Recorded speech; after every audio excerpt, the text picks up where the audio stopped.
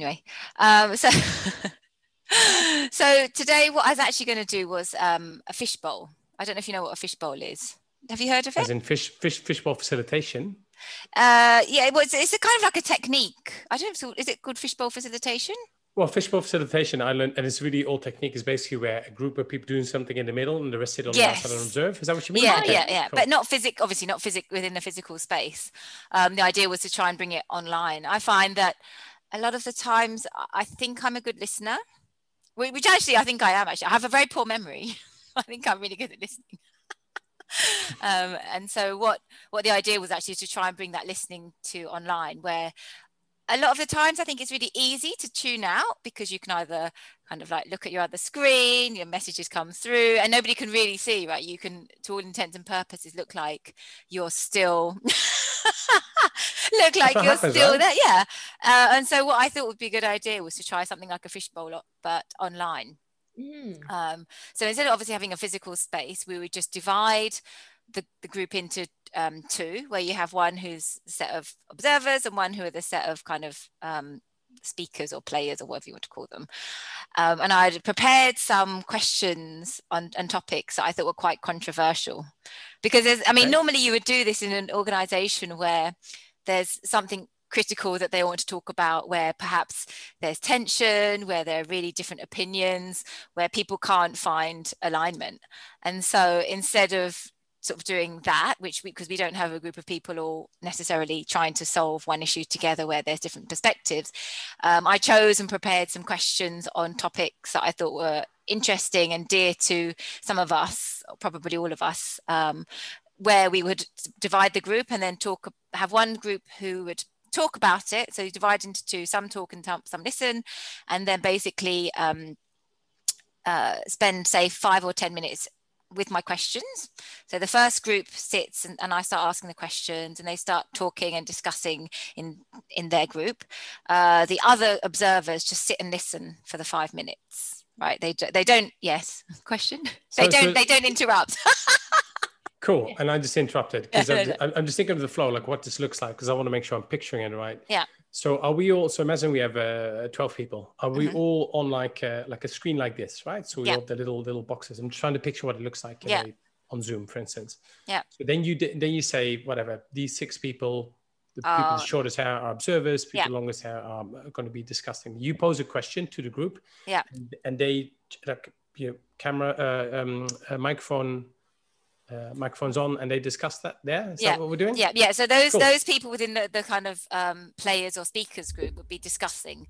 The other, say, 6 would kind of mute their microphones and then just sit and listen. And then we'd have a sheet or a piece of paper where you take points. So you would kind of take away the points from the discussion through your active listening. And then you'd also, though, not just sort of remember the points, but have the evidence, so why you came to that point or why you understood that point from the discussion.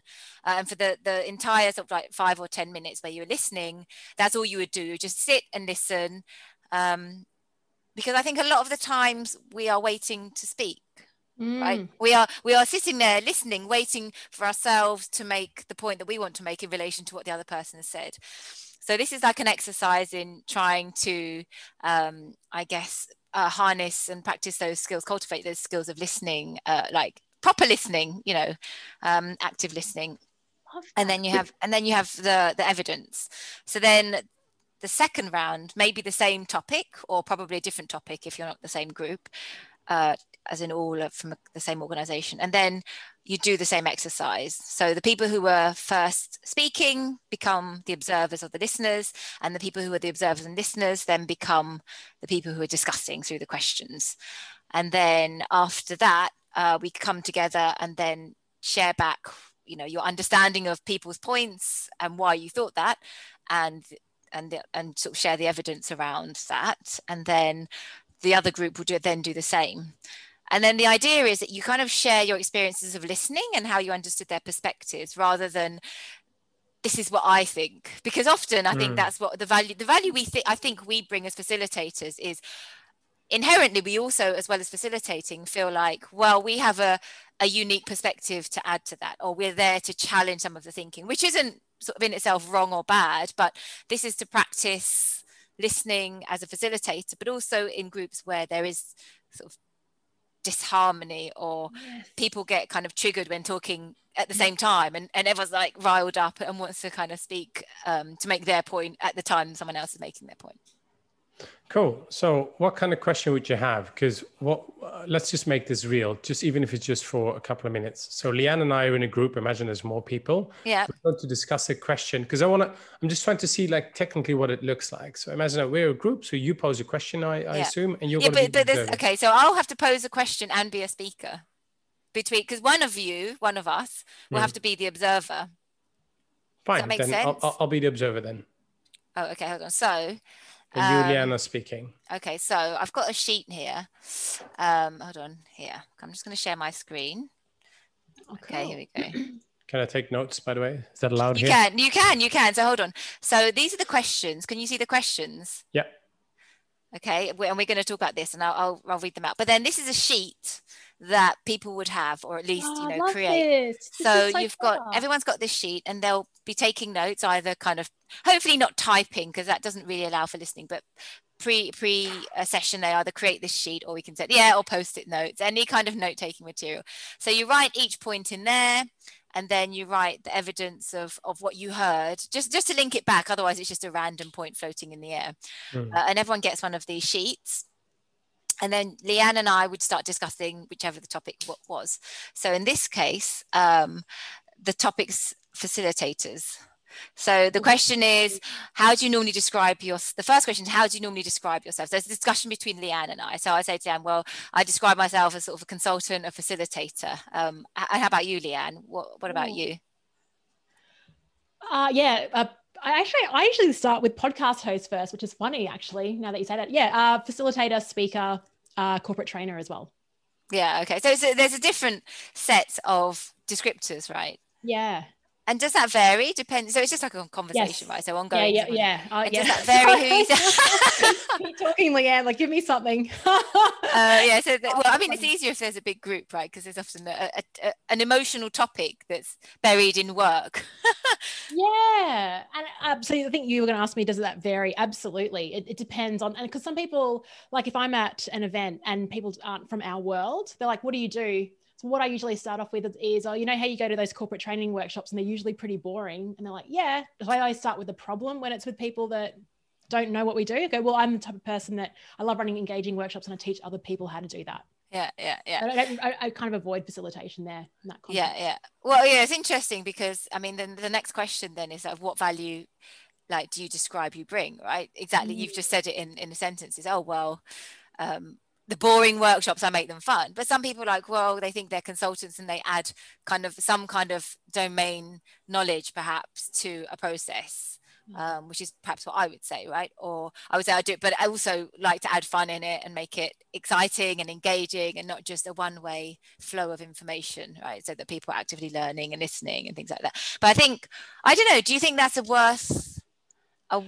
worthwhile skill? I mean, well, it's actually funny. A friend of mine, this is kind of related. What you said actually just spurred this on. The question number 2 is, so she's working internally and she wants to start her own consulting business. And so she's working on her value proposition, which is the answer to number 2. And she messaged me today. She's like, it's actually easier doing the work than communicating the value that I bring. It's so hard. It's so hard. But that value proposition is like, what value? And I don't know, like, because we can describe like what we do. What we do is super easy. Like, this is what I do. Like, I'll run because it comes quite naturally, right? And so it doesn't feel like hard work. Value.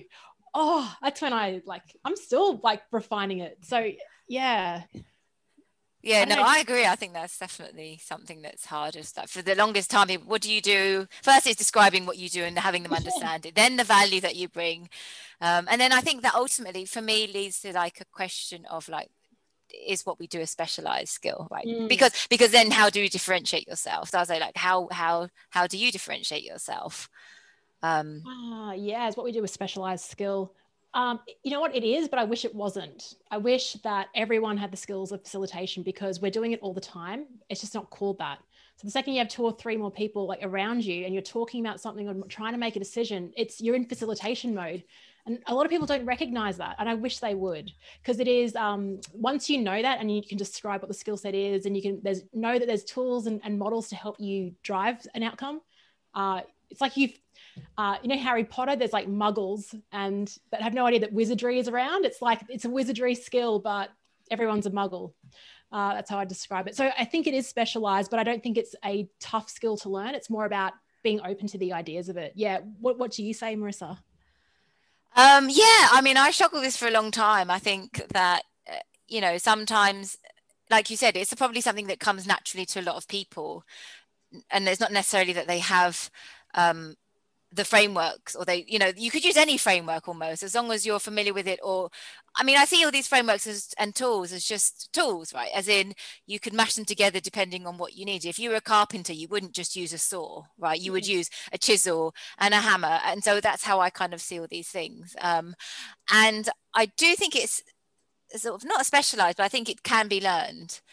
Whether or not you can learn it and deliver it well, I think is a different matter, but definitely, you know, everyone can be given the tools to do that, and then how you then use them is another aspect. But then you kind of, that's where the sort of value, I think that for me, the tension between like the value you bring versus like, is it a skill? Is there like a magic sauce that you add to it?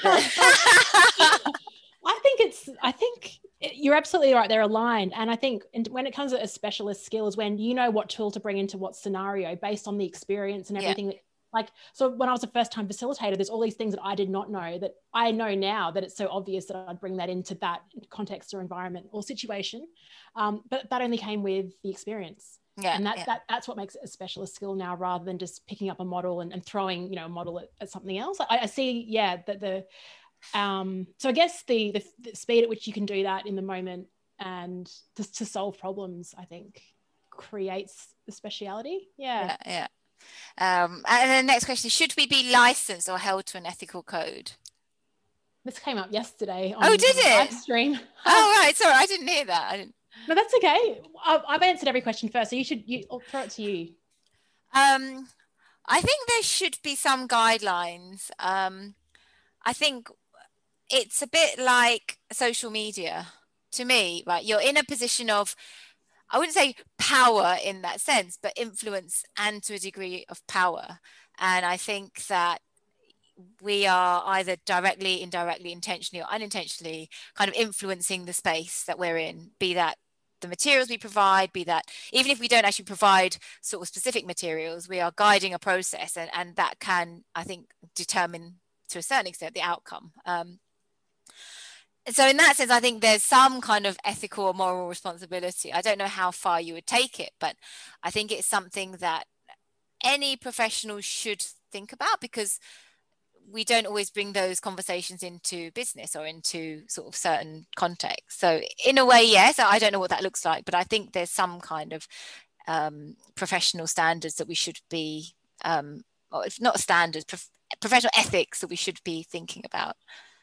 Yeah, it came up yesterday with just with the analogy was like, you know how doctors have the Hippocratic oath. Yeah, and that just sort of, it's like a framework that you sort of play to. Actually, I remember when I interviewed Michael Bungay-Stanier, Yuri knows I talk about him all the time. In our interview, I was part of this leadership program. It was like I had to deliver an off-the-shelf thing. So when you deliver someone else's content, I don't know how like I wouldn't do that, but it was in the program, so I did it. And it was Simon Sinek's Start With Why. It was like the first 3 hours, you know, you're just getting everyone together, and then you're doing that, you know, why do you do what you do? I remember sharing that and it really caused, like in the workshops, people were like scratching their heads. Like, these are people, construction companies, you know, about 50 years old. They've never actually stopped to think about why they do what they do. And Michael said it best. He goes, that's a really destabilizing question. You know, it really is. Like, if you've just met these people, and they've got to answer why they do what they do. Like, and so when I think about that and standards, I don't see that a lot in terms of, I hated doing that part at that time, because it was destabilizing. So I think I'd love to see something like that, like an oath, or we can just refer to push back to clients, you know. I love that. Yeah, I think exactly. And I think when you're doing any kind of change management training, it's a bit like marriage counseling, but on a much bigger scale and a much more complex scale. And I think often we're not given, I mean, even as facilitators, even as good as we are, unless we kind of have those specific frameworks and tools, then actually it's quite hard to do that work, because it's a lot of human emotion psychology. Big time. And you're digging, you're literally digging, you're starting to clear opening the cupboards and turning the lights on, and you're saying, wow, what do you think of this? What's all this stuff that you've accumulated over the years, and what are all these issues that you're working through? And you're challenging their existence, right? You're questioning existence. Yeah, well, even like the word delegation, like you talk about the hacks of delegation, but delegation's a really deep-seated issue. It's got a lot to do with trust, that no one can do it better than I can. All that, so that is deep rooted into someone's like belief system, value system, the way they've been brought up. And then you're going, yes, delegation, and why it doesn't work is because everyone just approaches it at that level. But then to go at a deeper level, there absolutely needs to be something ethical around that. Yeah, thanks. I agree. Yuri, you've been doing a great job listening. If this was me listening, I would want to jump in. They're great questions. And then the last question, what do you think could be done to improve our professional practice? That's why I started the podcast. It's why I started the podcast, because the brand of workshops, the brand of meetings is so bad around the world. So my response to that was, instead of working with partnering with someone official, was just starting my own thing and trying to drive that through finding out what's going on in the workshops that's great in the world and sharing that. So I think I'm sort of trying to do that. That's my little contribution to improving the practice of facilitation. Yeah. How about yourself? What do you think? I'm going to stop sharing. I think there are a lot of things. I think what you guys are doing is really good, and I think it's something, as I said, in the kind of video, I was really struggling with. Everyone's sort of okay to accept substandard, boring, disengaging online sessions, and I think as we've evolved as human beings, our capacity to sit and listen and engage changes, right? It requires different things. It requires a different level of interaction. It requires a different type of, skill. And I don't think we have that. We're not taught that. And nobody really talks about it. They just kind of assume that it's effective and I guess interesting to keep going like that. And after a while, I don't think I can even remember what the kind of session is about a lot of the time. Yeah. So I think all the stuff that you guys are doing is really good. So yeah, all the skills, all the sharings really help with that, and bringing out all the stuff that probably a lot of us are thinking in those sessions, but don't but just like sitting there sort of bursting and wanting to kind of like, ugh! So I think that's kind of that's how I think of it. So that's our discussion. Yuri, I think you've done really well, because you're normally quite chatty. Not that that's a judgment. You're on mute, Yuri? No, I'm not actually. I'm just funny. So now what would normally happen is, obviously we'd go either on another topic, or if it's the same topic that was dear to Yuri's heart, then he would have a discussion. And then you don't share the observations back yet. You kind of, we would normally you wouldn't normally we could normally do it, but because normally it's the same topic. If it's an organization talking about their perspectives on the same thing, it gives the two groups a chance to speak, without people responding straight away. And I think often people need to respond immediately because they don't feel heard, right, in those situations. But I think when everyone just holds on to what they need to say, then they get to hear the other side. And sometimes through listening to what the other side has to say, some of those things diminish or dissolve without the back and forth, right? You just hear, you're present to that, and then you don't actually need so much. You start to process through that. So that's how it would normally run. That both. So I can't share back my insights. I've got like. Well, no, you can. You can now, because we're not going to do that because there's only three of us. Go for it. What would you like to start? How did you? What did you notice first? I'm just trying to understand. So we've just done this discussion. You've had a conversation.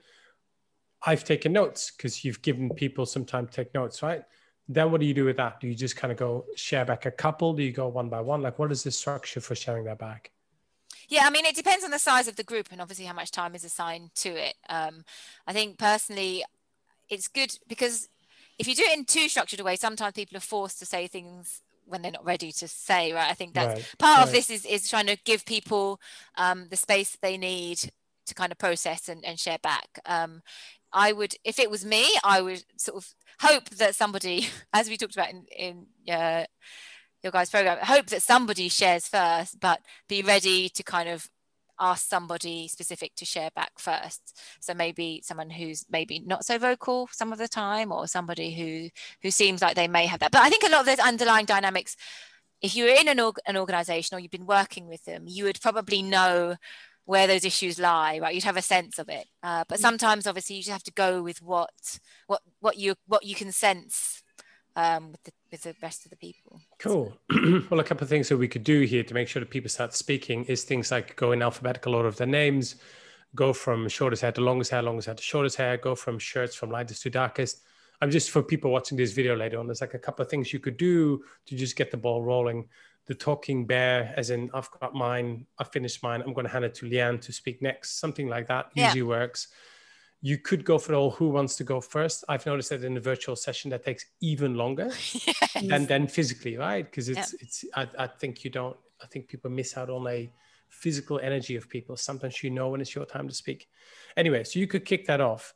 But what would you then ask? You kind of go, what did you guys observe? Or do you ask for insight? What do you ask? What's the question then? Probably firstly ask how people felt about the exercise. That's because, I mean, for people who've never done it, it might come naturally to some people. Some people are natural listeners and really good at kind of holding that.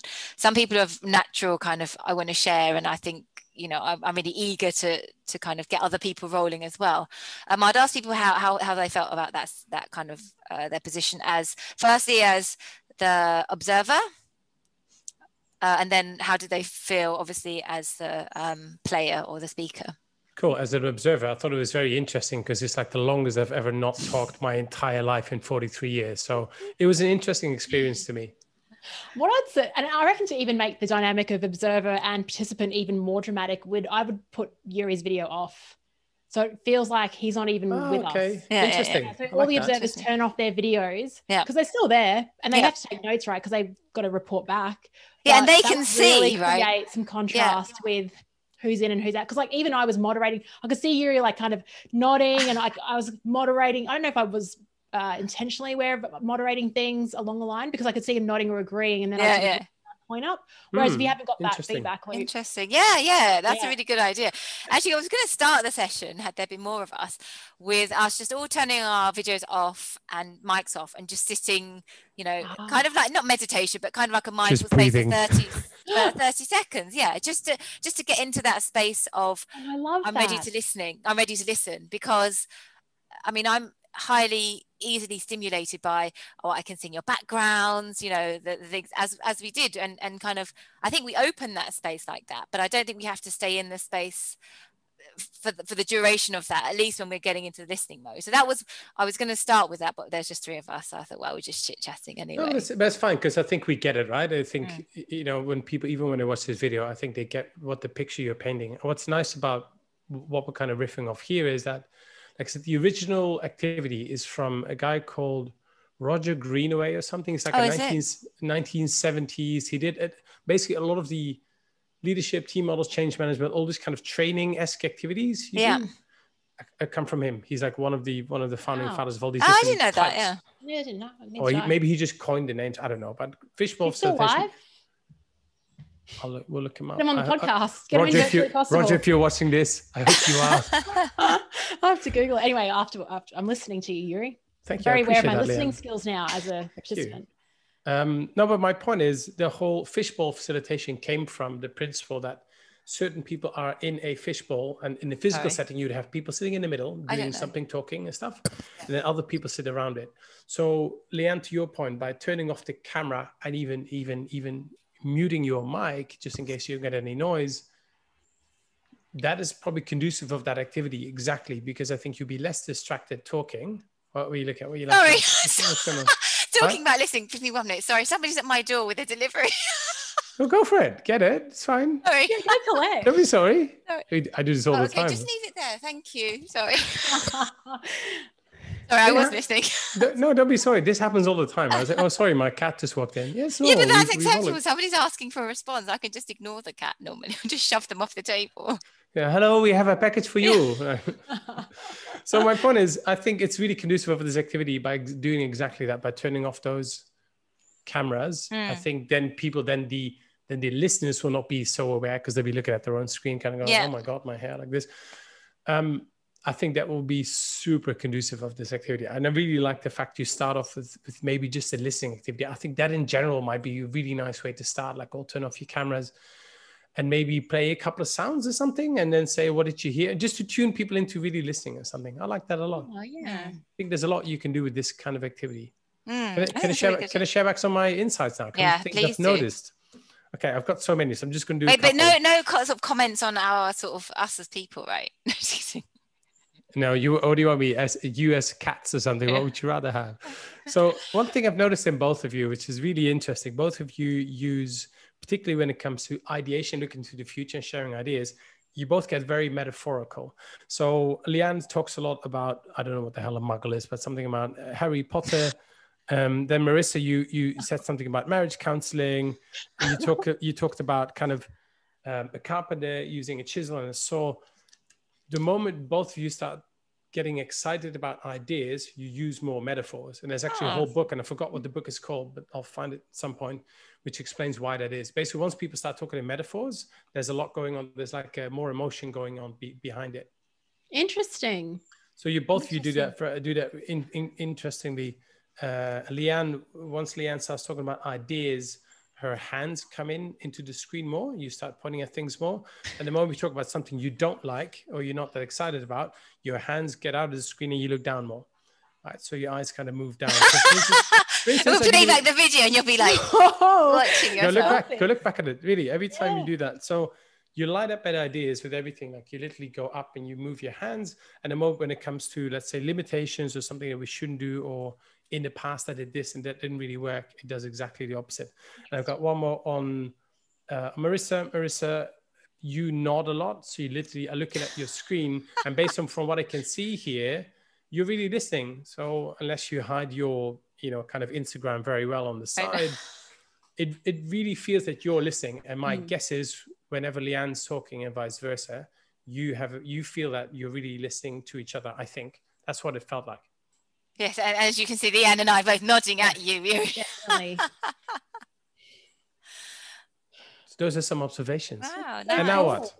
And then what you do? Then you switch. You wrap it up. I mean, no, like I said, we would have swapped to have the other group talk and listen and bring observations. But if we were talking about something that was important to the group, then obviously we kind of unpack that more through the discussions that we have as a group. And I think when there's the space, people are given the space to talk and express the entirety of perhaps their idea or their issues, then there's supposed to be a lot more that you can kind of work on, rather than it coming to loggerheads and then people kind of getting stuck at certain points or disagreeing at certain points, because you hear more of everything. It's a bit like reading, right? For me, if I want to get the idea, I'll scan through everything first and then go back where I got stuck. Whereas some people, which is quite a traditional way of learning, is that they'll read, and as soon as they get stuck, they'll stop there until and then they just get stuck at that point and they never kind of move forward. Whereas I think, is that how you work? I used to, yeah. I used to feel like that. Like writing, I would literally start from top left and write everything perfectly. No. I'll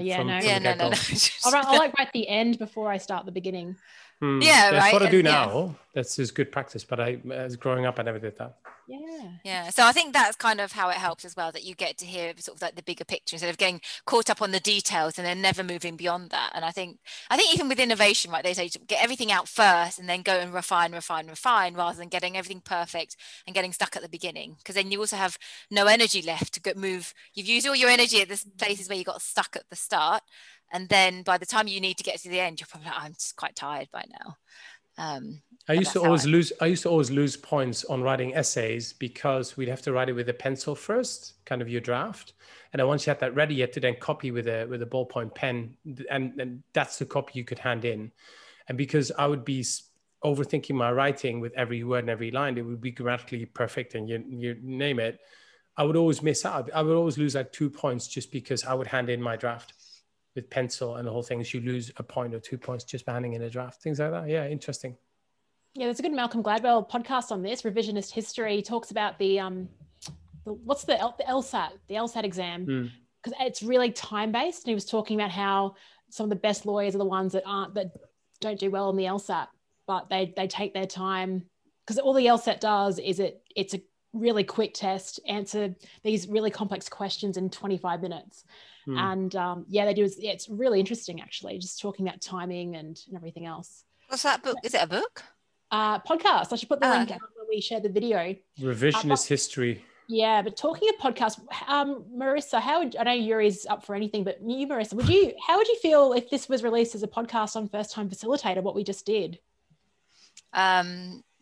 Like, what you mean, the audio version, or you mean doing it again? Yes, that's a podcast. Just like releasing just the audio. I think people would love. Did you find it interesting? If people do find it interesting, I think they'd find it very interesting. I think they'd find it very cool interesting. Model. Like, I just think of all the different applications for doing something like same here. this. I think it's amazing. You've done. Thank you for bringing this to us and the world now. Well, thanks. I mean, thanks for showing up. I think it wasn't something we'd sort of planned. I hadn't sort of advertised it. I said to you, I was like, I don't know. But yeah, I'm happy to if it's easier. And I think it's one of those things that I think a lot of people have experienced in a physical workshop, right? Or in some settings where there are such discussions. But I think the term fishbowl is quite well sort of used for these, but I'm not sure that many people have done it on a sort of digital or in a workshop space when it's online. So yeah, if that's interesting, definitely. Yeah, I'm already thinking of the episode title. Yeah, and I think what is nice about this one is, and I think Leanne would agree, is we can quickly, and whoever's watching this or listening to this, you can see the application of this in many other places. You've just given us one way to do it. I can already see like reshuffling it a bit. So for instance, as I was asking before, like, what is the order? Like, do you discuss group 1 and group 2 and then you do all the share back? And I was thinking, supposedly that's a better way to do it. If I were to do it, well, I was actually thinking the opposite, and I'll tell you why. I would do one round. So let's say you guys have been talking. I now would have gone and shared some of my insights. And the reason I would do that first is because you then as a facilitator can elicit some of the answers, because it might be so that they didn't do it, not that they didn't do it right, they didn't think through the insights. So they might have been really superficial. And you could go a little bit deeper, kind of go, so what do you think what that means? And what have you noticed? And by doing that in the first round, you're giving the second group an example of what success looks like, which will then make it a bit easier for them to go, I see what they're looking for. I see what we're doing. Yeah, so you get to learn off the first group in a way. Yeah, and again, it's not the right way. I'm just thinking there's different ways you could run it, and it's really exciting. I like it a lot. Cool. Yeah, no, thanks for that input. It's always good because when you're sort of experimenting, it's always, you can never see it for the first time, right? When you're kind of trying it out online versus when you get other people to experience it and their inputs on it and their kind of take on how they think it would work well or where they could improve it. So I think, yeah. And you've just given me an idea for a video. I'm going to do a video this weekend for the magic sauce for a creative video, because this could be an energizer. And I'll tell you what the energizer is. Black screen, right? Just black screen with some kind of visual rendering. And it's a game. It's a little energizer. And we're going to play you a couple of sounds without writing anything down. Remember all the sounds you're hearing. Like, can you recognize the sounds? There's like, you'll hear 12 different like birds or something. Yep. Or drill, whatever it is. Like, you hear 12 different sounds. You have to really focus with some noise in the background. And then can you spot all the 12 sounds, animals, whatever it is, something like that. I think that could really be good exercise. Actually, I think that's a really good exercise because you can land that in either it's just a bit of fun. The other one you can land it in is just going. We just want to tune your listing, something, whatever. And that could really be, you could do that, split that via topic as well. So let's just say you're doing a presentation skills workshop. You could get like the 10 best speeches ever, like, Martin Luther King, you get like a Churchill quote, and you go like, who said this? And like epic quotes, even from movies, right? People on the team. So imagine you work with a team of 10 people. Oh, you just have a recorded record voice. something. You just take snippets, kind of go, who said this? Yeah, like you say, Churchill, and then you've got Marissa. So Exactly. that's like, Easy you know what I to mean? spot. That would be so awesome. I love that It'd be idea. good. It'd be good. Mash up. Churchill sounds drunk. That's the difference. Does he? Hello, he's always a bit. I just had